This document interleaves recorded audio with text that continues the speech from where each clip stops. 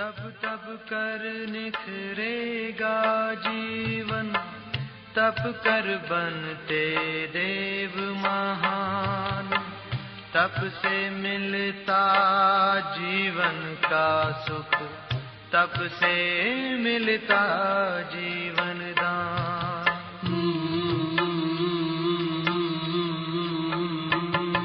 तपस्या ही जीवन की है सच्ची सुंदरता,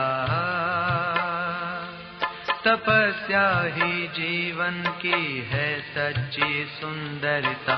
तपस्या से जीवन में आती है मधुरता, तपस्या से जीवन में आती है मधुरता।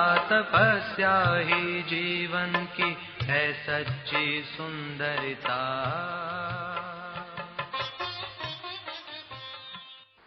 ओम शांति। आज के इस मौन तपस्या बैठी में आदरणीय राजू भाई जी का हम सभी दिल से स्वागत करते हैं। स्वागत है, स्वागत है, स्वागत है। मैं ऐसा समझती हूँ राजू भाई जी को आप सभी जानते ही होंगे। जैसे बाबा कहते कि बच्चे,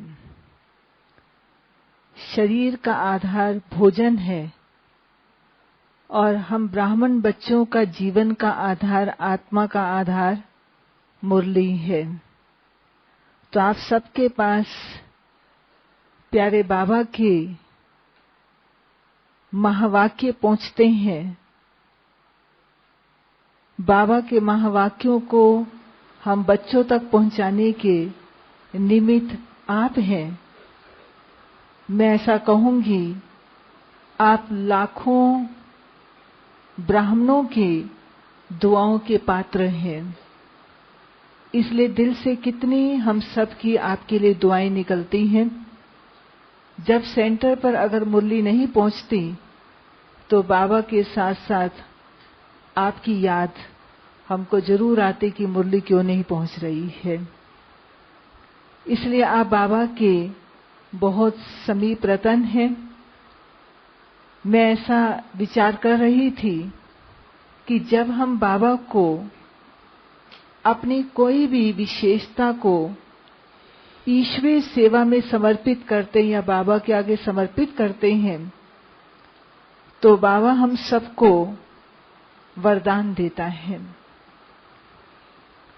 तो मैं देखती हूं कि आदरणीय भ्राता जी ने अपनी एक विशेषता को ईश्वरीय सेवा में लगाया और रिटर्न में बाबा ने आपको दिव्य बुद्धि का वरदान दिया।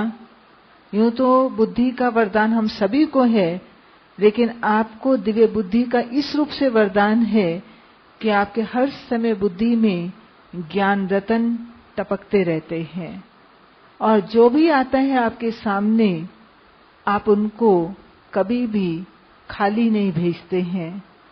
यहां तक हम देखते हैं कि कोई भी आत्मा अगर परेशान, उदास, निराश आपके सामने आएगी, लेकिन वो आपके पास से खुश होकर के जाती है। तो इस प्रकार से जब हम बाबा को अपने आप को समर्पित करते हैं तो प्यारे बाबा हमको रिटर्न में वरदान देते हैं। तो और दूसरा, बाबा के बच्चे सेवा किए बिना रह नहीं सकते। एक ही स्थान पर बैठे अनेक आत्माओं की सेवा करते हैं, लेकिन एक स्थान पर न बैठ करके, लेकिन अनेक स्थानों पर देश विदेश में भी जाकर के आप अपनी सेवाएं देते हैं। और जैसे कि आप सबको पता है, अपना बहुत बड़ा एक विंग है जिसको हम ग्राम विकास कहते हैं। कितनी सेवा कर रहे हैं ग्राम विकास। आप ग्राम विकास विंग के जोनल कोऑर्डिनेटर हैं। बहुत सेवाएं पूरे भारत के अंदर अलग अलग स्थानों पर आप जाकर के करते हैं। तो आज हम ऐसे महान हस्ती से डायरेक्ट सुनना चाहेंगे। आज का विषय है वृत्ति द्वारा वृत्ति परिवर्तन और वायुमंडल परिवर्तन। कैसे हम वृत्ति से वायुमंडल को परिवर्तन कर सकते हैं, आज के विषय पर हम आदरणीय भ्राता जी से सुनना चाहेंगे। ओम शांति। ओम शांति। हम सब बाबा के बच्चे सदा ही ज्ञान रत्नों से खेलते हैं। सवेरे सवेरे बाबा इतना अच्छा होमवर्क देते हैं, अगर उस पर सभी मनन चिंतन करते हैं तो सारे दिन के लिए एक बहुत अच्छी खुराक मिल जाती है। जब आज की इस विषय के बारे में बताया गया था तो मैं हमेशा बाबा को कहता हूं कि जब ऐसा कोई विषय हो तो आप स्पष्ट करना। तो आज के वरदान में स्पष्ट किया था। ध्यान है आज का वरदान? जो वायुमंडल में आत्माएं भटक रही हैं, उन भटकती हुई आत्माओं को ठिकाना देना। वायुमंडल परिवर्तन करने के लिए श्रेष्ठ वृत्तियों की जरूरत है। वृत्तियां और वायुमंडल दोनों का आपस में बहुत गहरा संबंध है। वायुमंडल में पांचों प्रकृति के तत्व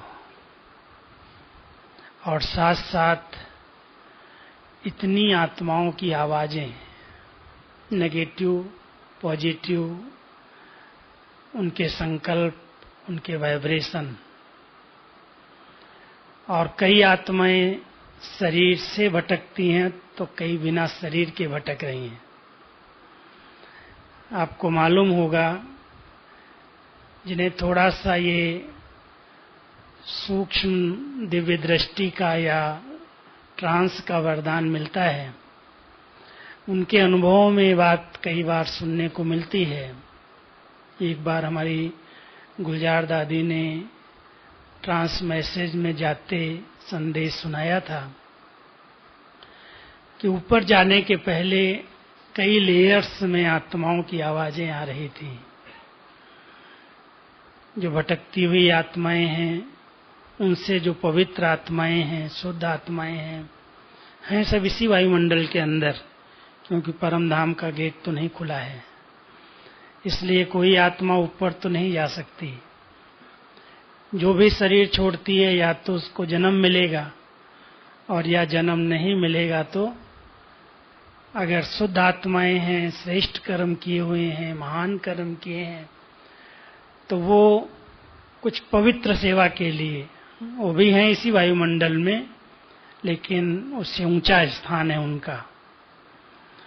और जो एकदम ऐसी वृत्तियां लेकर के, ऐसे कोई मन इच्छाएं लेकर के शरीर छोड़ देती है अचानक नेगेटिव वृत्तियों से, तो वो भटकती हुई इविल आत्माएं भी इसी वायुमंडल के अंदर हैं। और बाबा अपने बच्चों को इतनी बड़ी सेवा की जवाबदारी देता है कि इस वायुमंडल को बदलना है। अगर इस बात को थोड़ा सा हम सभी ध्यान दें तो एक बहुत बड़ी बात है।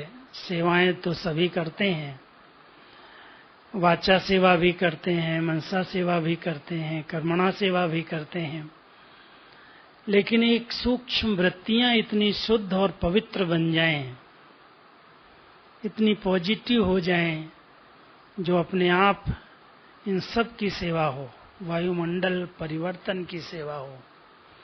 इसके लिए कितना ध्यान रखना पड़ेगा। कौन सी ऐसी वृत्तियां हैं जो वायुमंडल को परिवर्तन करती हैं? श्रेष्ठ वृत्तियां तो इनका एक नाम है, सब प्रकार की वृत्तियां जहां श्रेष्ठता है। लेकिन अगर हमारी हर आत्मा के प्रति एक कल्याण की वृत्ति है, सबका भला हो, सब आत्माओं को ठिकाना मिले, मुक्ति मिले, जीवन मुक्ति मिले। कई बार आप लोग अनुभव करते होंगे कि लोग पवित्र आत्माओं की, बड़ी आत्माओं की आशीर्वाद क्यों चाहते हैं। बड़ों के आगे झुकते हैं, शीश नवाते हैं, पैर छूते हैं, उनसे अपने सिर पर हाथ रखाना चाहते हैं, आशीर्वाद चाहते हैं। ऐसी जो भावनाएं उनके अंदर होती हैं, वो भी भावनाएं सिद्ध करती हैं कि अगर कोई भी ग्रहचारी हो, किसी भी प्रकार की आत्मा का कोई अटैक हो, कोई भी प्रकार की अशुद्धता हो, तो उनकी आशीर्वाद, उनका हाथ लगे और वो आत्माएं उससे मुक्त हो जाएं। ऐसे कई अनुभव हम लोगों के पास हैं। कुछ आत्माएं जिसमें प्रवेश हो जाती हैं, अगर बहुत पवित्र दृष्टि, शुद्ध दृष्टि, निस्वार्थ दृष्टि, अंदर की बहुत श्रेष्ठ वृत्तियां हैं और उनको उस वृत्ति से हम दृष्टि देते हैं, तो बिना कहे वो मुक्त कर देती हैं उस आत्मा को। शरीर में जो प्रवेश होती है वो भी छूट जाती है उनसे। तो बाबा हम बच्चों को उस स्थिति तक पहुंचाना चाहता है कि मेरे बच्चों की वृत्तियां इतनी सकारात्मक, इतनी कल्याण की, इतनी निर्दोष, किसी के ऊपर, किसी के गुणों पर प्रभावित हो जाएं और किन्हीं आत्माओं से हमारी वैर भावना, नफरत या अवगुण दृष्टि, दोष दृष्टि हो, तो वृत्तियां शुद्ध नहीं मानी जाती। वो शुद्ध वृत्तियां जिसके अंदर कोई के प्रति कोई दोष दृष्टि नहीं है, निर्दोष। और वो निर्दोष वृत्ति जब हमारी अंदर की बनती है, कल्याण की वृत्ति बनती है, अनासक्त वृत्ति बनती है। एक बात का बहुत ध्यान रखना कि अगर हमारी किसी भी आत्मा से किसी भी प्रकार की कोई भी कामना है, कोई प्राप्ति की इच्छा है, चाहे हमारी महिमा हो, चाहे हम आगे बढ़ें, चाहे हमको कोई कुछ वरदान दे दे, यदि आत्माओं से कोई भी कामनाएं हैं, तो वो कामना वाली वृत्ति निर्दोष वृत्ति नहीं कहलाती है, अनासक्त वृत्ति नहीं कहलाती है। इसलिए हमारी वृत्तियां बिल्कुल अनासक्त बन जाएं, इस पर बाबा हमारा ध्यान खिंचवाते हैं। बच्चे, एक बाबा से सर्व संबंध रखो, एक बाबा से ही सर्व प्राप्तियां करो, एक बाबा दूसरा न कोई, ये व्रत लो। कुछ मुरलियां आप देखेंगे, इस पर बहुत गहराई से बाबा ने स्पष्ट किया है, क्योंकि सबसे अधिक चंचल हैं वृत्तियां। जब आप योग में बैठते हैं, संकल्पों पर ध्यान जाता है, उनको कंट्रोल कर लेते हैं, उनको रोकते हैं, क्यों सोच रहे हैं हम, क्या जरूरत है, अभी बाद में सोचेंगे। लेकिन जिस प्रकार से सोचने से, अधिक सोचने से वो वृत्तियां बनी हैं, उस वृत्तियों के कारण वो संकल्प बार बार इमर्ज होते रहते हैं। वृत्तियां कैसे बनी हैं? कोई भी बात को अगर बार बार वृत्ताकार रूप में चिंतन किया जाए, माना बार बार वो रिवीजन हो, जैसे बाबा अभी हमें रिवीजन बार बार क्या करा रहे हैं कि मैं आत्मा हूं, मैं आत्मा हूं, मैं आत्मा हूं, पक्का करो। जितनी बार इसको घोटोगे, जितनी बार इस पर मनन करोगे, चिंतन करोगे, उसी के अंदर, सर्किल के अंदर ऐसे संकल्प चलते रहेंगे, तो एक आत्मिक वृत्ति बन जाएगी। आत्मा को देखने का एक भान आएगा, ये आत्मा है, ये आत्मा है, ये आत्मा है, और उससे दैहिक वृत्ति समाप्त हो जाएगी। जो हमारी देह को देखने की एक नेचुरल आदत बन गई है, कोई को भी देखेंगे, उसका रूप रंग स्पष्ट दिखाई देता है। वृत्तियां दूषित जो हुई हैं, वो अधिकतर दैहिक दृष्टि के कारण हुई हैं। और देह भान में रहने की तो हम लोगों को बहुत पुरानी 63 जन्मों की आदत पड़ गई है। 63 जन्मों में देह को ही देखा है, देह के बारे में ही चिंतन किया है, देह के बारे में ही सब विचार चले हैं। श्रृंगार करना है, खिलाना है, पिलाना है, एक्सरसाइज करनी है, ये करना है, ये करना है। तो एक दैहिक वृत्ति बन गई है, और वो दैहिक वृत्ति बनने के कारण देह अभिमान सब बुराइयों की जड़ है। ये तो हम सब जानते हैं। बाबा ने स्पष्ट बताया है कि जितने भी विकारों की उत्पत्ति हो रही है, उन सब उत्पत्ति की जड़ में देह अभिमान है, बॉडी कॉन्शियस। और आप बच्चों को इस समय जैसे कॉन्शियस हो गई मैं देह हूं, ऐसे कॉन्शियस में आ जाए मैं आत्मा हूं, ये आत्मिक वृत्ति बन जाए। और इसके लिए बार बार ये चिंतन, ये संकल्प इमर्ज करो, जैसे बाबा ने पहले शुरू में मेहनत की। अपने परिवार को सामने ला करके बाबा के परिवार में युगल, जसोदा, बच्चे नारायण, दादी पारू दादी, निर्मल शांता दादी, तो इनके नामों से बाबा ने बहुत अच्छे तरह से मेहनत की कि इनको आत्मिक दृष्टि से देखूं। तो बाबा भी ये प्रैक्टिस करते थे, ये नारायण आत्मा है, ये नारायण आत्मा है, ये जसोदा आत्मा है, जसोदा आत्मा है। और जितने बच्चे बाबा के पास उस समय आए, सबने ये प्रैक्टिस की, सैकड़ों बार ये बात लिखी, जिससे उनकी वृत्ति बन जाए कि आत्मा है। संकल्प बार बार वो चलने लगे, वृत्ताकार हो गए, जैसे उसी के अंदर हम घूम रहे हैं, तो वो वृत्तियां बन गई।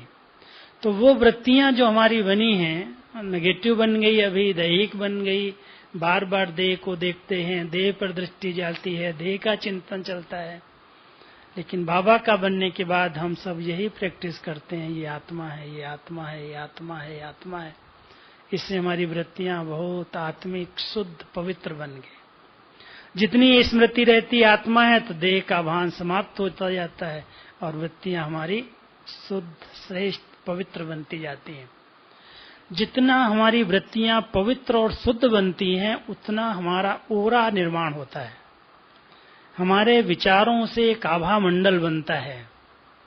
अगर बहुत आप देखेंगे कोई ऐसा नेगेटिव सोचने वाला होगा, तो उसके चेहरे को देखते ही भय लगेगा, उसके चारों ओर का ओरा जो है ना, ब्लैक दिखाई देने लगता। भले इन आंखों से दिखाई नहीं देख, लेकिन उसके सामने जाने से कईयों को भय की फीलिंग आती है। कईयों को लगता है अरे ये व्यक्ति कैसा है, किनारा करके चले जाएंगे, सामने नहीं खड़े होंगे, क्योंकि उनका जो ओरा है वो बहुत नेगेटिव वृत्तियों से, संकल्पों से निर्माण हुआ है। हम सभी देखें अपने परिवार के अंदर, इस ईश्वरीय परिवार के अंदर, कई दादियां जब यहाँ इस आंगन में हम बैठते थे शुरू में, अभी तो दादियां हमारी अव्यक्त हो गई, लेकिन जब दादियां यहाँ साकार में थी, इस पांडव भवन के अंदर, अगर वो यहाँ बैठ जाती थी आंगन के अंदर, तो चारों तरफ से जैसे गुड़ के ऊपर मक्खियां आ जाती है ना, ऐसे दादियां बैठ गई, माना उनको सब चारों तरफ से घेर लेंगे, देखने लगेंगे, उनसे बात करना चाहेंगे, उनके सामने दृष्टि लेना चाहेंगे, उनसे मिलना चाहेंगे। उनकी इतने अच्छे आभा मंडल, उनका इतना अच्छा हो रहा, जो उन्होंने अपने बहुत श्रेष्ठ वृत्तियों से निर्माण किया, जो खींचता है लोगों, चुंबक की तरह। हमारी परदादी देखा है किसी ने? निर्मल शांता दादी किसने किसने देखा है? अच्छा, बहुत सारे पुराने बैठे हैं यहाँ तो। निर्मल शांता दादी को देखने वाले बहुत हैं आपके क्लास में। हमारी परदादी इस आंगन में अगर बैठ जाए, सारे के सारे लोग उनसे दृष्टि लेने के लिए, मिलने के लिए घेर लेते थे। इतना पवित्र हो रहा था, इतना पवित्र आभा मंडल था। दादी प्रकाश मणि जी बैठ जाएं, शांतामणि दादी बैठ जाएं, कई ऐसी दादियां यहाँ जो रही हैं, बिल्कुल इनोसेंट वृत्ति, कोई चंचलता वृत्तियों में कभी किसी को अनुभव नहीं हुई होंगी। हम लोग तो साथ रहे हैं, इसलिए हमको पता है कि इन दादियों का ओरा इतना आकर्षक बन गया, इतना पॉजिटिव बन गया, क्योंकि उन्होंने हमारे प्रति कभी भी कोई गलत बात सोची नहीं, कोई गलत चिंतन ही नहीं किया है कि ये व्यक्ति ऐसा है, ये ऐसा है, ये ऐसा है। किसी के प्रति कोई अशुभ संकल्प चले हों, अकल्याण के संकल्प चले हों, नेगेटिव संकल्प चले, मैंने तो सोचा, देखा है कि इनके अंदर कभी इस प्रकार की वृत्ति आई नहीं।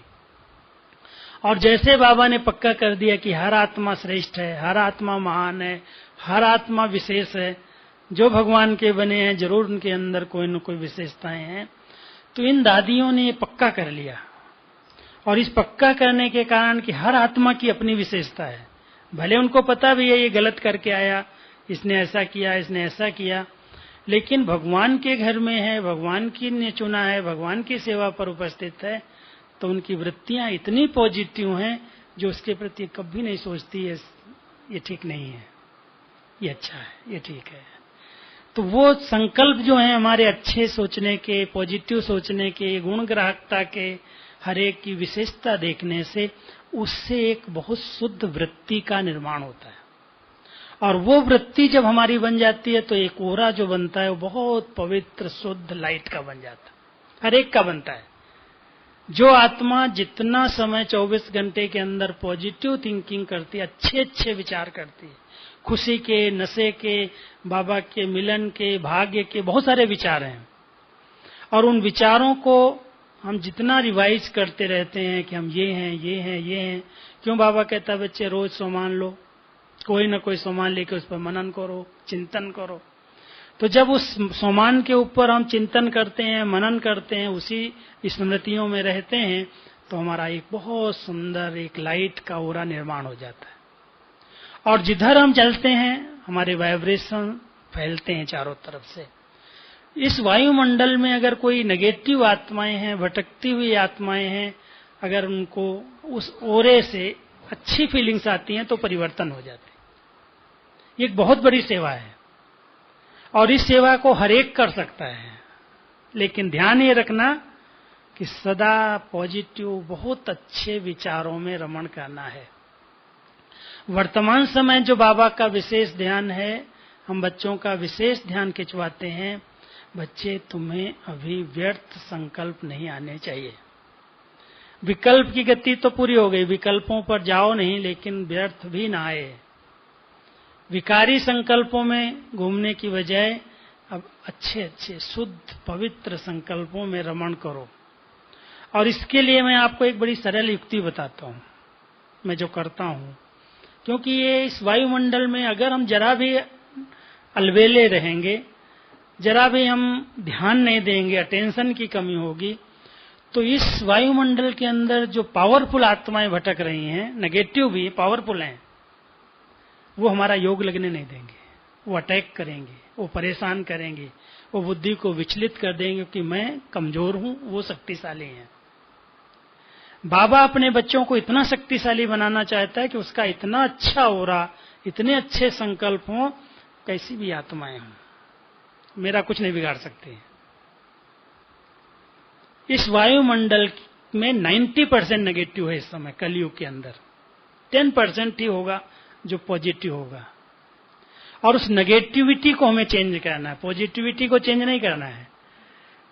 तमोगुणी प्रकृति है, पांचों तत्व तो हम देख रहे हैं उपद्रव कर रहे हैं। तो कुछ समय एकांत में बैठ करके अपने शक्तिशाली स्वरूप को इमर्ज करके, अपनी बहुत श्रेष्ठ और शुभ वृत्तियों को इमर्ज करके, मैं एक बहुत श्रेष्ठ महान आत्मा हूं, मैं परम पवित्र आत्मा हूं, मैं भगवान का चुना हुआ रतन हूं, मैं भगवान का राइट हैंड हूं, इस प्रकार का एक चिंतन लेकर के बहुत श्रेष्ठ संकल्पों में उस वृत्तियों के साथ बैठना, वो वृत्ति बना लो बार बार चिंतन करके, और वो वृत्ति फिर इस प्रकृति के पांचों तत्वों का परिवर्तन करेगी। जो हम आजकल यौगिक खेती सिखाने का प्रयास कर रहे हैं, जितनी पवित्र आत्माएं हैं, शुद्ध आत्माएं हैं, कोई योग ऐसा नहीं बैठ करके करना है, किसी स्थान पर जाकर के खेत में जाके बैठना। हमको कहते हैं आप कहीं भी रहो, लेकिन आपका इतने पवित्र विचार, इतनी अच्छी एक सुंदर चिंतन, एक इतना अच्छा एक अनुभव जिसका एक ओरा निर्माण हो, और उस ओरे से आपको जिधर सेवा करनी है उधर आप कर सको। जो आपकी सेवाएं हैं, किसी भी प्रकार की सेवाएं हैं, अगर बहुत अच्छे संकल्पों में आप रहते हो तो उसका ओरा बनता है और उसके आधार से उस सेवा में सफलता मिलती है। अगर आप सोच सोच करके अपने संकल्पों को बहुत सोच लो, ये तो होगा ही नहीं, ये ऐसा हो जाएगा, ऐसा हो जाएगा, नेगेटिव संकल्प को अगर अलाउ करते रहोगे तो सामने से आपको कभी भी सफलता प्राप्त नहीं हो सकती। आप किसी व्यक्ति के पास जा रहे हो, कोई काम कराना है, कोई आपकी ड्यूटी के अनुसार कोई किसी से सहयोग की जरूरत है, मदद की जरूरत है, और आप अपने स्थान से चलते समय ये संकल्प अगर निर्माण कर लो, ये व्यक्ति तो ठीक नहीं है, ये तो बिना रिश्वत हुए लिए हुए कुछ करता ही नहीं है, ये तो बहुत खराब व्यक्ति है, तो जब आप अपने स्थान से निकले और उससे काम कराना चाहते हो जिसके बारे में आप ये सोच रहे हो, तो आपका ओरा कैसा है, पॉजिटिव है या नेगेटिव है? और अगर इस प्रकार का ओरा लेकर के आप उसके सामने जाएंगे तो आपका करने वाला काम भी बिगाड़ देगा, करने नहीं देगा। इसलिए बाबा अभी बच्चों को ये सिखाता है, बच्चे ये संकल्प क्यों कर रहे हो? अव्यक्त बाबा ने शुरू से इस बात को विशेष अंडरलाइन कराया कि बच्चे कोई भी सेवा करने के लिए जाओ। जब पहले पहले विदेश में ग्रुप जाने लगा, आप अगर 71, 72 की मुरलियां सुनेंगे, पढ़ेंगे, अभी थोड़े दिन पहले रिवाइज हुई थी, बाबा ने सेवा पर जाने के पहले उनसे ये प्रश्न कर दिया, यहाँ छुट्टी लेने के लिए आए सभी सामने, कि आप जिस स्थान पर जा रहे हो वहां की पहले सेवा की है? तो सामने बैठने वाला कैसे कहेगा हाँ सेवा की है? वो तो कहेगा आप जाके सेवा करेंगे। तो बाबा ने उसको बहुत अच्छे शब्दों में स्पष्ट किया कि बच्चे तुम जिस स्थान पर जा रहे हो कभी भी उनके प्रति ये नहीं सोचना कि वो नहीं सुनेंगे, वो तो दूसरे धर्म के लोग हैं, वो हमारी बात कैसे मानेंगे। क्योंकि उस समय बड़ी चर्चा थी, आपस में इतनी चर्चा थी, क्योंकि मैं मधुबन में नया नया आया था, तो इस समय दादियां दीदी सब यही आपस में सब बातें करते थे कि ये लोग तो कभी सूर्य दर्शन ही नहीं करते हैं, कितने दिन लेट उठते हैं, 7-7 दिन 8-8 दिन नहाते नहीं हैं, ठंडी बहुत होती है, अमृत वेला नहीं करेंगे, स्नान पानी नहीं करेंगे, ये तो उनको नॉनवेज के बिना शराब के बिना वो कैसे रह सकते हैं ठंडी के अंदर, वो हमारी बात मानेंगे या नहीं मानेंगे। आपस में चर्चा थी नेगेटिव।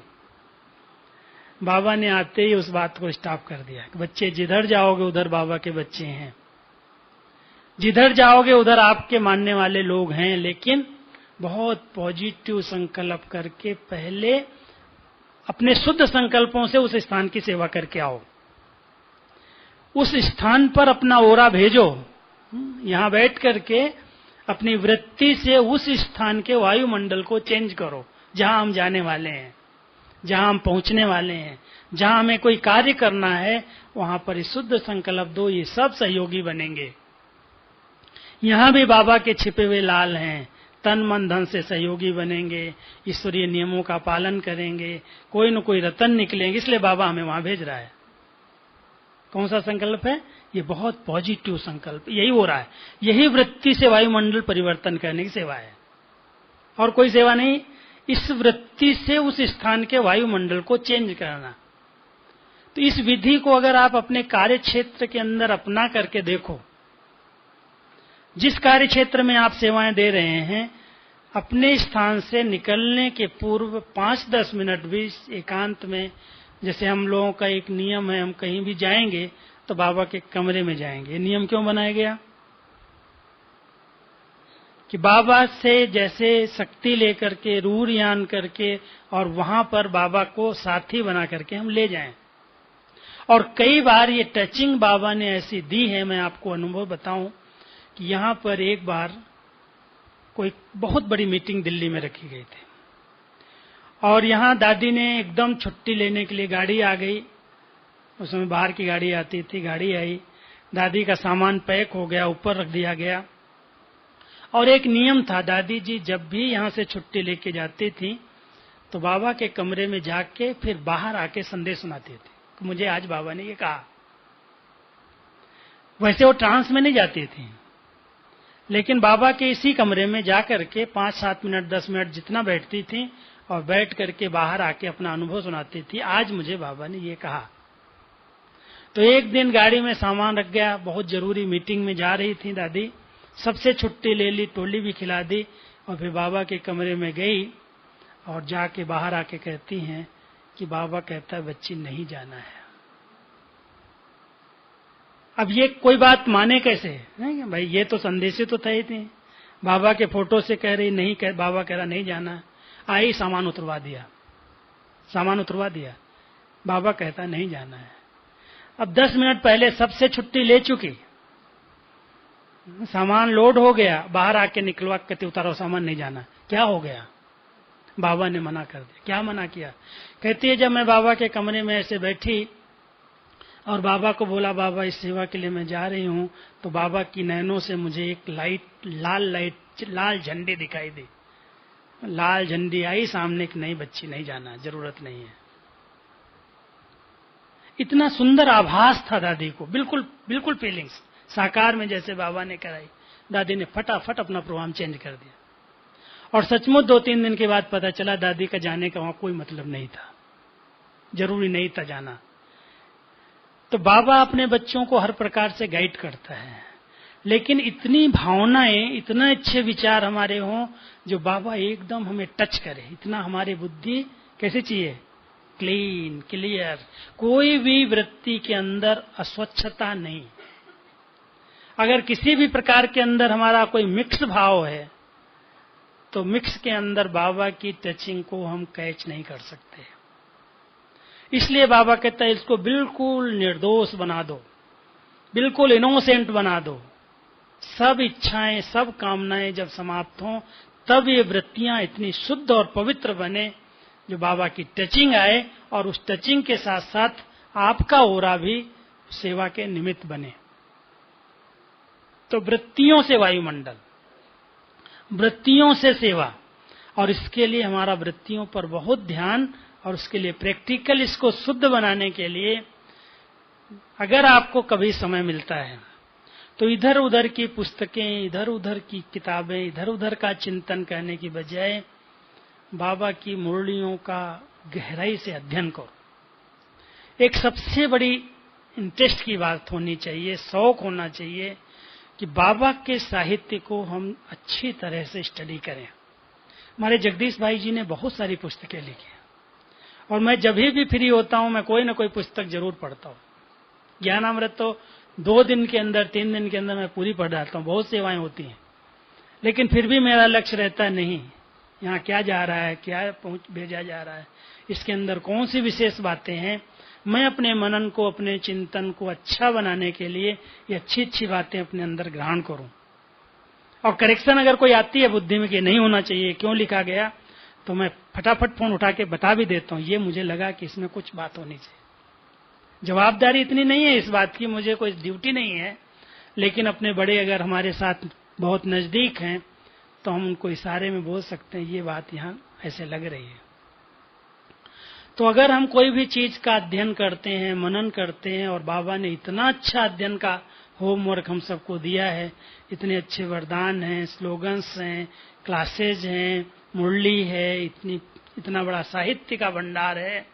अगर आप 1 घंटा, आधा घंटा जब बिस्तर पर जाते उस समय भी, जब समय मिले, मन को कुछ न कुछ काम जरूर दो, चिंतन का काम दो, और वो चिंतन करते करते जब उसी चिंतन में मन रहेगा तो एक वृत्तियों का बहुत सुंदर निर्माण होगा, और वो सुंदर वृत्तियां एक सुंदर ओरा बनाएंगी और वो सेवा करेगा वायुमंडल की। तो इस वायुमंडल को परिवर्तन करने के लिए बहुत श्रेष्ठ चिंतन की जरूरत है। जिसका जितना समय शुभ चिंतन, श्रेष्ठ चिंतन में जाता है, स्वचिंतन में जाता है, उतना वो आत्मा इस वायुमंडल की आत्माओं की सेवा कर सकती है। लेकिन अगर बहुत वृत्तियां चंचल हैं, कंट्रोल में नहीं आती हैं, तो एक दिन बाबा ने मुरली में कहा, वरदान में, बच्चे जब कोई चंचल बच्चा होता है ना तो उसको इंजेक्शन देते। बहुत चंचलता करता है, बहुत उछलता है, पागल हो जाता है, कुछ भी होता है तो क्या करते हैं, इंजेक्शन लगा देते हैं। मैंने कहा उसको इंजेक्शन लगाएंगे तो शांत हो जाएगा। हमारे पास अशरीरी बनने का इंजेक्शन है, सबके पास मेहनत है अशरीरी बनने में, ऐसे कैसे बन जाएंगे। संकल्प की गति से अशरीरी बना जा सकता है। बाबा ने कहा शरीरीपन का इंजेक्शन लगा दो, मन का उछलना बंद हो जाएगा, चंचलता समाप्त कर देगा। जितना हम बहुत एक संकल्प ले लेते हैं कि मुझे ये नहीं सोचना है, दृढ़ता का संकल्प अशरीरी बनने का आधार है। दृढ़ता का संकल्प कि नहीं करना है, नहीं विचार लाना है। तो इसलिए जितना व्रत के रूप में अगर हम कोई संकल्प लेते हैं, जैसे भक्ति मार्ग के अंदर किसका महत्व, व्रत का। अगर व्रत नहीं कोई रखता हो, हम कहें हम भगत हैं पुराने, तो कहेंगे नहीं ये तो ऐसे ही कहता है, व्रत जरूरी होता है। और माताएं तो बहुत व्रत भक्ति में रखती थी, कोई सत्यनारायण की का व्रत रखेंगी, कोई एकादशी का व्रत रखेंगी, कोई तिथि त्योहार आएगा व्रत ले लेंगी। वो तो स्वास्थ्य के लिए भी अच्छा है, अगर कोई एक दिन नहीं खाया तो अच्छा है, उसका स्टमक ठीक रहेगा। वो तो व्रत लेना ही चाहिए, भले लो, लेकिन बाबा उसके लिए हमको इशारा नहीं करता, कहता वो आपको जैसा सूट करता वैसा करो। लेकिन एक व्रत ये जरूर ले लो कि मैं एक बाबा के सिवाय कोई को नहीं देखूं। सी फादर, फॉलो फादर, ये क्या करता, वो क्या करता, इसने ऐसा किया, उसने ऐसा किया, ये वृत्तियों को चंचल बनाने का साधन है। अगर हम इनको कंट्रोल करना चाहते हैं तो व्रत लेना है कि कोई कुछ भी करता हो, मुझे नहीं देखना है। बाबा ने क्या किया, बाबा मुझे क्या कहता है, बाबा ने मुझे कैसे चला और कैसे चलाया। हमारे सामने भले साकार में बाबा नहीं है, लेकिन आज 46 वर्षों से अव्यक्त रूप में साकार की एक एक गतिविधि, सोना कैसे, खाना कैसे, बैठना कैसे, बात कैसे करना, व्यवहार कैसे करना, अव्यक्त रूप में ब्रह्मा बाबा की हर जीवनी, हर बात अव्यक्त बाबा ने स्पष्ट की है। आप देखेंगे हर जनवरी मास में जब मैं पॉइंट्स निकालता हूं बाबा की, साकार बाबा के लिए कहता हूं ब्रह्मा बाबा के कदम पर कदम रखो, तो कहां से निकालता हूं? मुझे तो, मैंने भी साकार की पालना नहीं ली है, भले मैं साकार में ज्ञान में था, परिवार के अंदर था, लौकिक में था, लेकिन साकार बाबा की पालना ऐसे डायरेक्ट नहीं ली। फिर भी हर हफ्ते बाबा मेरी पालना पत्रों से करता था। बाबा को तो पता ना बच्चा कहाँ है, तो बाबा अपने पत्रों में जरूर लाल अक्षरों से मुझे पत्र में बहुत प्यार से, याद प्यार, कोई न कोई एक पॉइंट लिख करके भेजता था। फिर भी बाबा की वो जो अव्यक्त पालना, साकार की पालना अव्यक्त रूप में हम सबको मिली। हमने देखा है 71 से अभी तक ब्रह्मा बाबा की हर एक एक्टिविटी अव्यक्त रूप में बाबा ने सुनाई है। ब्रह्मा बाबा ऐसे थे, ब्रह्मा बाबा ऐसे थे, ब्रह्मा बाबा ऐसे थे। एक किताब शायद पढ़ी हो, ऐसे थे ब्रह्मा बाबा। उसमें एक बार हमने मुरली के अंदर 15-15 दिन के लिए पॉइंट्स भेजे थे एक टॉपिक की। भाई बाबा एकानामी का अवतार थे, बाबा एक नामी का अवतार थे, बाबा क्षमाशील थे, बाबा शिक्षा स्वरूप थे, बाबा उदार दिल थे। ऐसे जो बाबा की विशेषताएं थी वो निकाले, लेकिन वो कहां से निकाले? अव्यक्त मुरलियों से निकाले। अव्यक्त बाबा ने ही साकार की सब बताई बातें हैं कि बाबा ने ये किया, बाबा ने ये किया, बाबा ने ये किया।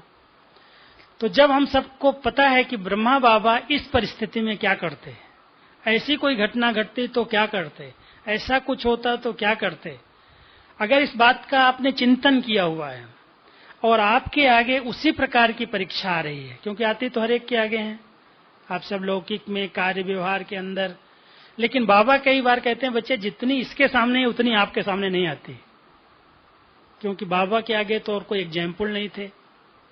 बाबा तो अकेला ही सब बातों का फेस कर रहा था, हर बात का नाम बदनाम होने लगा, ब्रह्मा बाबा का हुआ। कोई भी बात नीचे ऊपर हुई, दादा के ऊपर ही आ रही है, इन्होंने ऐसा किया, इन्होंने ऐसा किया, इन्होंने ऐसा किया। ब्रह्मा बाबा ने कितना सहन किया, कितना सामना किया, कितना बच्चों से सुना, बाहर वालों से सुना, किस किस प्रकार की परीक्षाएं बाबा ने झेली। बेगरी पार्ट का भी अनुभव किया, साहूकारी का भी अनुभव किया।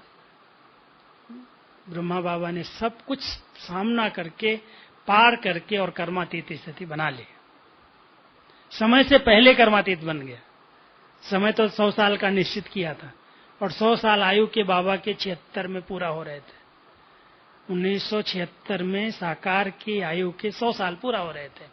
ब्राह्मणों ने समझा 100 साल संगम युग, बाबा कहता है 76 में विनाश हो जाएगा और उसी 76 में विनाश हो जाएगा, उसके लिए ही हम लोग समर्पित हुए, नहीं समर्पित शायद नहीं होते।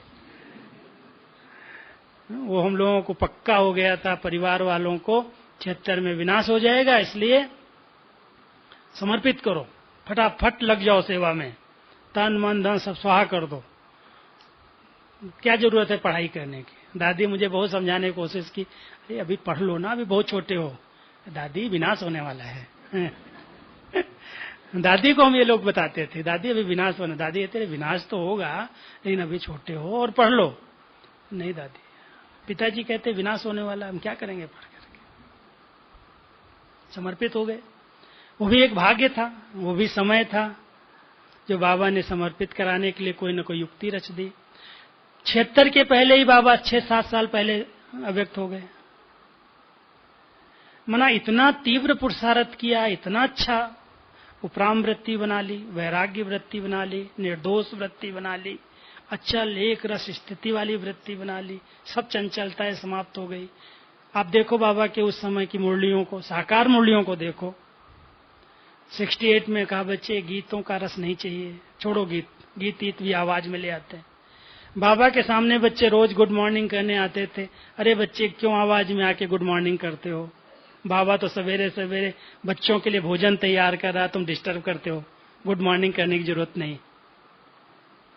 मना एकदम उपराम वृत्ति, एकदम न्यारी प्यारी स्थिति। वो उपराम वृत्ति जब तक नहीं बनेगी तब तक कर्मातीत कैसे बनेंगे? तो उस वृत्तियों को बाबा ने कैसे बनाया? सब बातों से किनारा कर लिया, करते हुए भी न्यारा बन गया।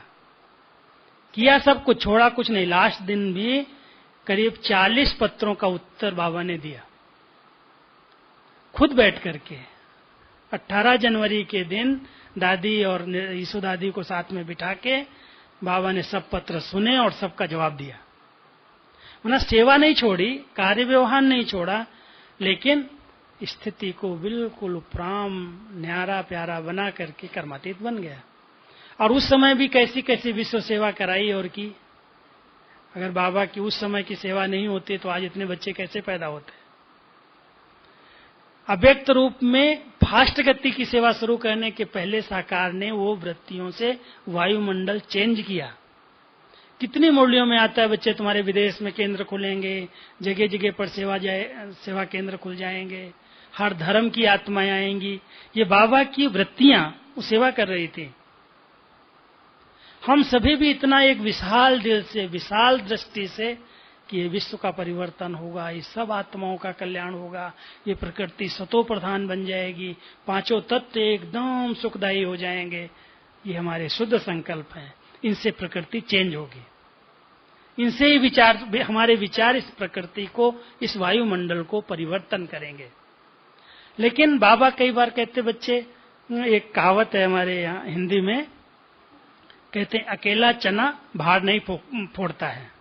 अकेला चना भूनने जाओ तो क्या होगा, वो क्या करेगा, ऐसे ऐसे करेगा। कहने का मतलब है अगर हम अकेले ही सिर्फ करते रहेंगे तो उससे वायुमंडल चेंज नहीं होगा। कोई अकेले व्यक्ति सोचे कि हम कर लेंगे तो कितनी सेवा करेगा। इसलिए अगर संगठन बन जाए, आप 50 लोगों का, 100 लोगों का एक संगठन हो कि हम केवल पॉजिटिव सोचेंगे, कुछ नहीं भी, कुछ भी हो रहा हो, न व्यर्थ देखेंगे, न सोचेंगे, न सुनेंगे, न बोलेंगे, देह के बारे में कोई चिंतन नहीं करेंगे। अगर ये व्रत ले लो, ये व्रत एक सुंदर वायुमंडल क्रिएट कर देगा। और जितना संगठित रूप में व्रत लेंगे, क्योंकि संगठन ही जहां बन जाते हैं नेगेटिव, व्यर्थ सोचने वाले, व्यर्थ बोलने वाले, वो बहुत नेगेटिव वायुमंडल बना देते हैं। मान लो आज इस मधुबन का वायुमंडल बड़ा सुंदर है, बहुत शक्तिशाली है, आने वाले आत्माओं को लगता है अरे यहाँ तो भगवान आते हैं।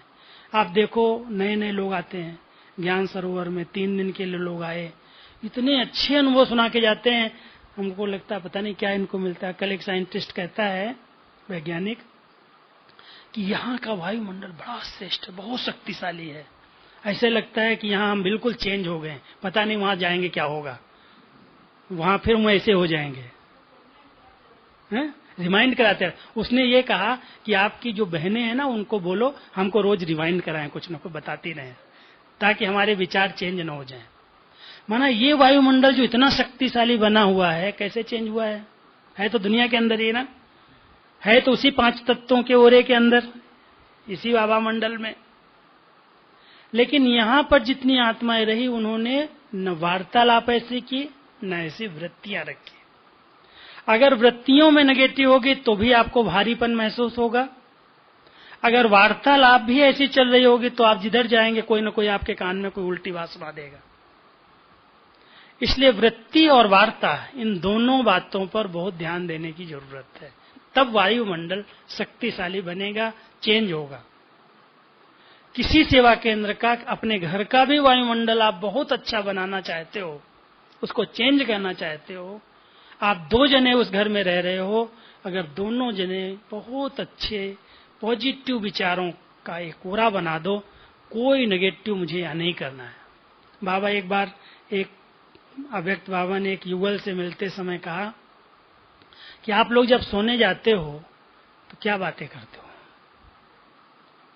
अगर कोई भी संसार की बातें करनी हो, कोई भी समाचार की लेन देन करनी हो, तो बेडरूम में नहीं करना। यह व्यक्त बाबा ने कहा हुआ है। आपको जो बातें करनी बाहर करके आओ, घर के जहां सोते हो वहां नहीं करना।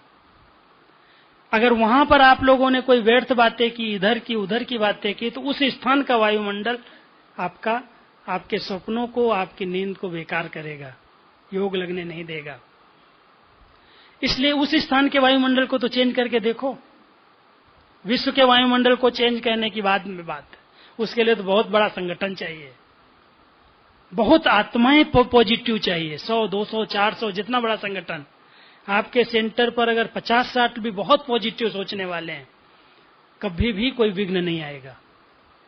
कोई भी प्रकार का रुकावट उस स्थान पर नहीं आ सकती है। वो स्थान चुंबक बन जाएगा। आप कोई सेवा करो या न करो, अनेक आत्माएं खिंच करके सोते उस स्थान पर आएंगी। ऐसे लगेगा कि यहां से हमको शांति मिलेगी, शक्ति मिलेगी, क्योंकि वो वायुमंडल आत्माओं को खींच रहा है। वहां रहने वाली आत्माएं बहुत पॉजिटिव सोचती, बहुत अच्छे विचारों में रहती हैं, सबका भला सोचती, सबका कल्याण सोचती, तो वो स्थान चार्ज हो जाता है। उस स्थान पर अपने आप खींच होती है जाने की। इस स्थान का वायुमंडल ब्रह्मा बाबा की तपस्या का, दादियों की तपस्या का, दीदी दादी मम्मा इसी स्थान पर रही हैं। आने वाले आत्माएं चाहे नई हैं चाहे पुरानी हैं, आते ही ऐसे चौंक जाती, पता नहीं क्या यहाँ है, क्या है, कौन सा वायुमंडल है। तो इस स्थान के वायुमंडल को इन पवित्र आत्माओं के ओरे से चार्ज हुआ है ये, और कुछ नहीं है इसमें। कोई नहीं आवाहन नहीं किया किसी का, लेकिन इतने शुद्ध संकल्पों में, इतनी श्रेष्ठ वृत्तियों में रहे हैं, तो ये स्थान चार्ज है और खींच रहा है लोगों को। आप भी अगर अपने स्थान को ऐसा बना लो, एक संकल्प कर लो कि उस स्थान पर हम कोई भी व्यक्त और व्यर्थ बातें नहीं करें। व्रत है, वृत्तियों को चेंज करने का व्रत है कि हम अपने जिस स्थान पर रहते हैं, जहां सोते हैं, जहां खाते हैं, जहां बैठते हैं, उस स्थान पर व्यक्त और व्यर्थ बातें नहीं करेंगे, न सुनेंगे, न सोचेंगे, न बोलेंगे। आप देखो वातावरण चार्ज हो जाएगा, चेंज हो जाएगा।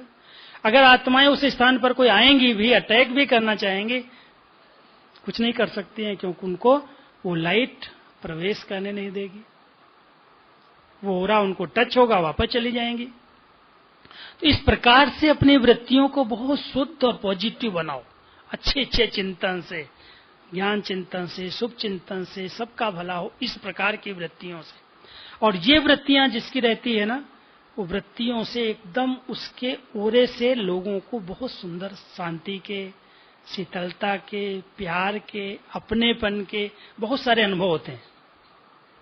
हम किसी को कहते नहीं कि ये अपने, लेकिन वो नजदीक आते लिख फील करते जैसे कोई मेरा मिल गया, मेरा संबंध है जैसे इनका पिछले जन्मों का।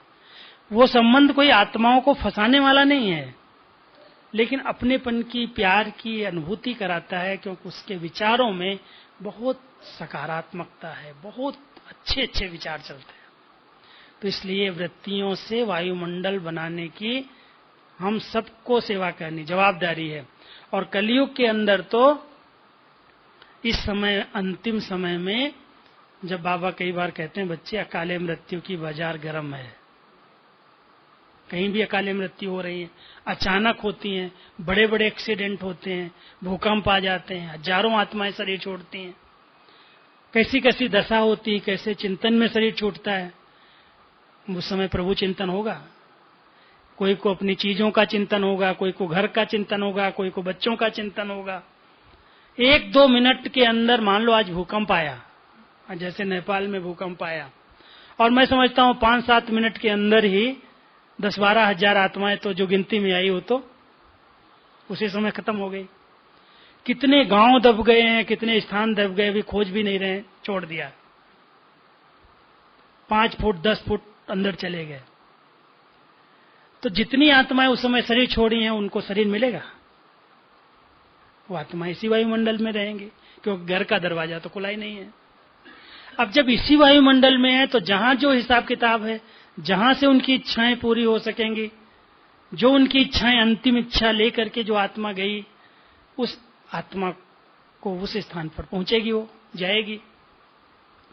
इसलिए उस स्थान, उन आत्माओं को मैं आत्मा शक्ति दूं, सकाश दूं, उनको सहारा दे करके उनको मुक्त करूं, बहुत बड़ी सेवा है। और इस सेवा के लिए कोई हमको उस स्थान पर जाने की जरूरत नहीं है। जिस स्थान पर आप रहते हो कुछ समय इसके लिए निकालो। बाबा कई बार कहते हैं, बच्चे ये बहुत बड़ी सेवा मनसा सेवा है, फरिश्ते रूप से पहुंचो और उनको मदद करो। हम अपने फरिश्ते रूप को इमर्ज करें। फरिश्ता रूप कोई साकारी स्वरूप नहीं है, लेकिन एक श्रेष्ठ संकल्पों का आभा मंडल ही है। एक मुरली आप थोड़े दिन बाद सुनेंगे कि भिन्न भिन्न टाइटल्स की स्मृतियां ही ड्रेस हैं। जो बाबा ने हम सबको सम्मान दिए हैं, टाइटल्स दिए हैं, उन टाइटल्स में रमण करना, उन टाइटल्स की स्मृति में रहना। जैसे मैं आनंद स्वरूप आत्मा हूं, अब आनंदित स्थिति में रहेंगे तो वो आनंद का ओरा बन जाएगा, वो लाइट का शरीर बन जाएगा। और जिस आत्मा के सामने उस स्वरूप में स्थित होकर के हम जाएंगे, अगर वो दुखी है, अशांत है, तो उसको आनंद की फीलिंग आएगी। ये हमारी फरिश्ते ड्रेस से, फरिश्ते स्वरूप से उस आत्मा की सेवा होगी। अब इस सेवा के लिए हमको प्रैक्टिस क्या करनी है? हम जा रहे हैं ऐसा नहीं सेवा करनी है, हम उस स्वरूप में स्थित रहने का अभ्यास करें। आत्मा के सातों गुणों को रोज इमर्ज कर लो। कभी शांत स्वरूप स्थिति में, कभी ज्ञान स्वरूप स्थिति में, कभी पवित्र स्वरूप स्थिति में, कभी सुख स्वरूप स्थिति में। अगर इन स्वरूपों को हम सामने ला करके, इमर्ज करके, मनन करके, चिंतन करके उस स्थिति में बैठ जाए, सिर्फ उसका ऊपर ऊपर का चिंतन नहीं है, स्वरूप बन करके स्थित हो जाए। मैं शांत स्वरूप हूं मान लो। अब शांत स्वरूप स्थिति का चिंतन क्या होगा? हलचल है, इधर के संकल्प उधर के संकल्प सब शांत हो गए। और जब शांत हुए, बुद्धि एकाग्र हो गई, शुद्ध हो गई, तो शांति की किरणें ऐसे निकलेंगी जैसे ओरा बन गई, और वो जाके मदद करेंगी। वो अशांत आत्माओं को अनुभव कराएंगी कि कोई शांति का फरिश्ता मेरे पास आया और मुझे सकाश देके गया। इस प्रकार अपनी मनसा से सातों गुणों को इमर्ज करते हुए, चिंतन करते हुए और उस स्वरूप में स्थित होना और ऐसे सेवा करना। हर गुण से आप सेवा कर सकते हो। यही ड्रेस है, फरिश्ता ड्रेस।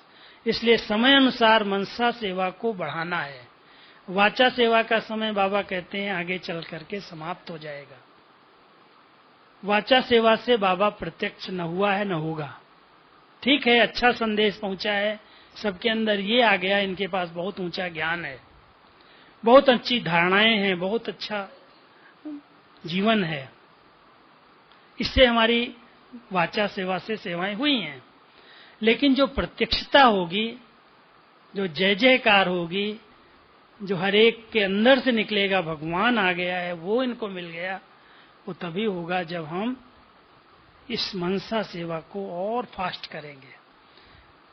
हमारे फरिश्ते स्वरूप का लोगों को साक्षात्कार होगा कि बिल्कुल लाइट हैं, कोई बोझ नहीं है। तो अभ्यास करना कि मुझे डबल लाइट स्वरूप में रहना है।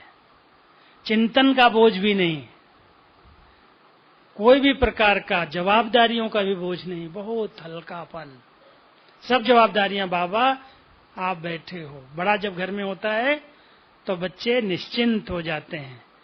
हम सबके भान में, स्मृति में रहे, बाबा आप बैठे हैं, मुझे क्यों सोचना, मैं क्यों चिंतन करूं, आप ही हमारे संसार हैं, आपके ऊपर मैं जवाबदारी सौंप रही हूं, आप जानो। बाबा कहता बच्चे इस समय तो कम से कम मेरी सेवा ले लो, मुझे यूज करो। तो जब बाबा ऑफर कर रहा है तो हम बाबा को बहुत सच्चे दिल से, सच्ची भावनाओं से अपनी सब जवाबदारियां सौंप करके बिल्कुल डबल लाइट बन जाए। एक लाइट प्रकाश, एक लाइट हल्कापन। और जितना इस डबल लाइट स्वरूप में आप रहेंगे, उतना ही आप वृत्ति से वायुमंडल को चेंज करने की सेवा कर सकेंगे। अगर जरा भी भारीपन है, जरा भी व्यर्थ का कोई बोझ है, तेरा मेरा का बोझ है, संस्कारों का बोझ है, बंधनों का बोझ है, तो वो बोझ आपको उड़ने नहीं देगा, सेवा में मदद नहीं करने देगा।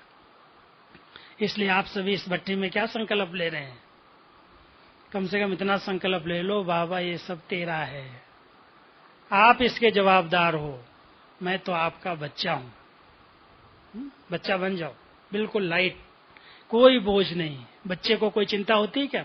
कुछ भी हो रहा हो, आप देखेंगे जब कोई बड़ी बात, कोई घटना घटती है, कोई एक्सीडेंट होता है, कई छोटे बच्चे गोद वाले ऐसे खेलते रहते हैं, उनको कुछ नहीं होता है। सारे के सारे चले गए, सबने शरीर छोड़ा, कोई को चोट लगी और उसमें बच्चा था, वो ऐसे गोद में खेल रहा है, ऐसे हंस रहा है, उसको पता ही नहीं एक्सीडेंट हुआ। तो कई बार ऐसे होता है कि वो आत्माएं जो इनोसेंट है ना, उनको कोई प्रभाव नहीं पड़ता। तो बाबा भी कहता है, बच्चे जब मैं बैठा हूं, मैं तुम्हारा साथी हूं, तुम्हारे साथ हूं, तो तुम मुझे यूज करो। सब जवाबदारियां बाबा को अर्पित करके डबल लाइट स्वरूप में स्थित हो जाओ और अपनी बहुत श्रेष्ठ शुद्ध मनसा से, अपनी अच्छी वृत्तियों से ऐसे जाए सकाश। आप एक दिन का अनुभव सुनाता हूं, यहाँ पर रोज ऐसे योग चलता है। अभी तो आप लोग यहाँ भट्टी कर रहे हो, लेकिन ये पांडव भवन की ही विशेषता है, जो शाम को 6 बजे के बाद कोई भी व्यक्ति में नहीं होता, किसी दिन भी। मैं तो जहाँ रहता हूँ तो मुझे ऐसा लगता है 6 साढ़े 6 बजा सब योग, चारों तरफ से, यहाँ भी बत्ती, वहां भी लाल लाइट, वहां भी शांति स्तंभ, सब जगह योग ही योग। तो एक दिन हम लोग यहाँ बैठे थे, 15-20 बहनें हमारे पास आई थी, उनका क्लास में करा रहा था। ऐसे बैठे रू रियान कर रहे थे, बहुत अच्छी चिटचैट चल रही थी। हम ऐसे बैठे थे और एकदम ऐसी सन्नाटे वाली ऐसी सकाश आई जो मैं भी चुप हो गया और सारा का सारा एकदम सन्नाटा हो गया। कोई ने किसी को कुछ नहीं बोला, लेकिन जितने लोग उस स्थान पर वहां थे सामने, सब एकदम खो गए। और ऐसे लगे जैसे बाबा कई बार कहता है ना, कोई तपस्वी ऋषि महान आत्मा शरीर छोड़ती है तो शरीर छोड़ने के बाद दूर दूर तक सन्नाटा हो जाता है। तो 5-7 मिनट बिल्कुल कोई नहीं बोला, एकदम साइलेंस। हमने कहा ये क्या हुआ, पूछा एक दूसरे से क्या हुआ, बोला बोलने का दिल ही नहीं करता, एकदम सब साइलेंस में चले गए।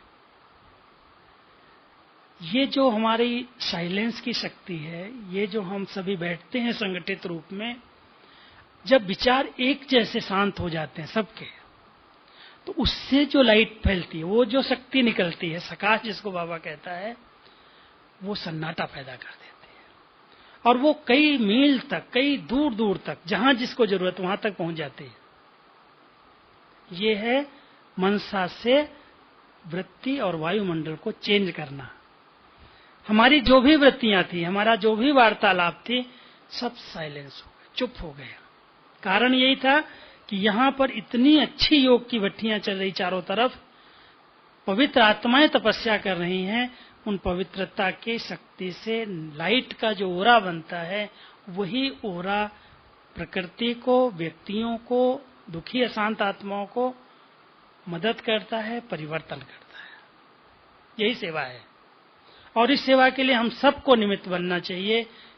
कितनी भी कारोबार में आप व्यस्त रहो, लेकिन कम से कम सुबह और शाम को, हमारी दादियां इतनी व्यस्त रहती हैं। आज गुलजार दादी को आप देखो, दादी जानकी को देखो, 7 से 7:30 कोई काम नहीं करती, योग करना है, बस योग करना है।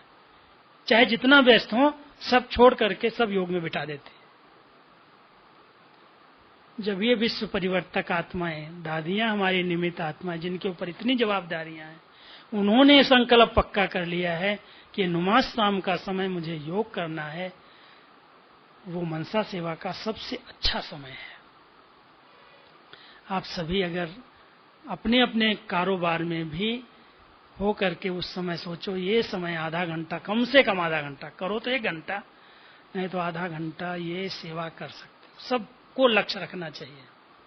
तो यहाँ से संकल्प लेना, जैसे अमृत वेले का बहुत बड़ा महत्व है, ऐसे नमाज शाम का समय जब सब कारोबार समेट लेते हैं, वो समय भी बहुत अच्छा है फरिश्ते रूप से सेवा करने का।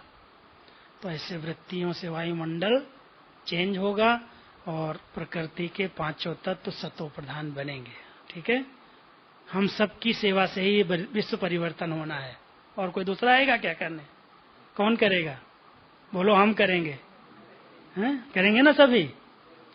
तो अभी ऐसी तपस्या करनी, कोई भी व्यक्त और व्यर्थ में नहीं जाना। आप समझ लो, इस मधुबन से, इस भट्टी से मैं ये दृढ़ता का व्रत लेती हूं कि मैं न व्यर्थ देखूंगी, न व्यर्थ बोलूंगी, न व्यर्थ सुनूंगी और न व्यक्त बातों में आऊंगी। अगर ये स्टॉप कर दो तो ये वृत्तियां अपने आप श्रेष्ठ हो जाएंगी, शुद्ध हो जाएंगी और वायुमंडल चेंज होने लगेगा। इसलिए स्थान, जिस स्थान पर रहते हो, पड़ोसियों को, स्वयं के स्थान को, पड़ोसियों के स्थान को, बाबा कहता है एरिया को, उस शहर को, फिर विश्व को सकाश दो नंबर वार। तो पहले कम से कम अपने घर के वातावरण को तो शक्तिशाली बनाओ, फिर अपने अड़ोसी पड़ोसियों को तैयार करो, फिर अपने एरिया को तैयार करो, फिर अपने शहर को तैयार करो और फिर विश्व को तैयार चेंज करो। ठीक है? करेंगे सभी? है संकल्प पक्का? चलो ठीक है, समय हो गया है। ओम शांति। ओम शांति। तो हम सभी यही दृढ़ संकल्प करते हैं कि अपनी श्रेष्ठ वृत्ति से वायुमंडल को बदलना है। जैसे कहा, पहले घर से ही शुरू करें, चैरिटी बिगिंस एट होम। और विश्व की सेवा तो स्वतः हो ही जाएगी। जब घर से शुरू होगा तो विश्व की क्यों नहीं होगी। लेकिन उसके लिए हम सभी ये दृढ़ प्रतिज्ञा करें कि जैसे का न व्यर्थ देखेंगे, न व्यर्थ बोलेंगे, न सुनेंगे। जब व्यर्थ से ही मुक्त हैं तो फिर तो हमारा संकल्प भी श्रेष्ठ, हमारी वृत्ति भी श्रेष्ठ, तो वायुमंडल तो श्रेष्ठ होगा ही होगा। तो कितना सहज हम सबको युक्ति बताई, चाहे मुरली में सुनते हैं, लेकिन उसको कैसे करना है तो वो सहज करके बताया है। इसलिए हम अपने आदरणीय भ्राता जी का बहुत बहुत बहुत बहुत दिल से धन्यवाद करते हैं। अभी हम सभी प्यारे बाबा की याद में बैठते हैं।